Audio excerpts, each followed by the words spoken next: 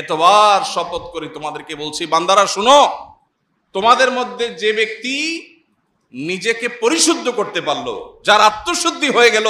এই ব্যক্তি শেষ হাসি হেসে ফেললো, জান্নাতি হয়ে গেল, সাকসেস হয়ে গেল। ওয়াকাদ খাবা মান দাসাহা, আর যার নিজের আত্মাকে পরিশুদ্ধ করতে পারলো না, যার তাজকিয়া হলো না, যার পরিশুদ্ধি হলো না, যে অপবিত্র থেকে গেল, যার ভিতরে অহংকার আছে, দুনিয়ার মোহ আছে, যার ভিতরে হিংসা আছে, বিদ্বেষ আছে, অন্যের প্রতি শত্রুতা আছে, অন্তরের রোগে ভরা, তার অন্তর কলুষযুক্ত, তার দেহ হয়তো অনেক সুন্দর, সে হয়তো নামাজে পড়ে, সে হয়তো বাহ্যিকভাবে দাঁড়িয়েও রাখে, কিন্তু তার আত্মা যদি অপবিত্র হয়, আত্মা যদি পরিচ্ছন্ন না হয়, তার মনটা যদি নোংরা হয়, তার মনের ভিতরে যদি হারাম থাকে, তার ভিতরে বাতিনি গুনাহ যদি থাকে, তাহলে সে ক্ষতিগ্রস্ত, সে জাহান্নামী। এই কথা বলার জন্য আল্লাহ 11 বার টানা বিরতিহীন শপথ করেছেন।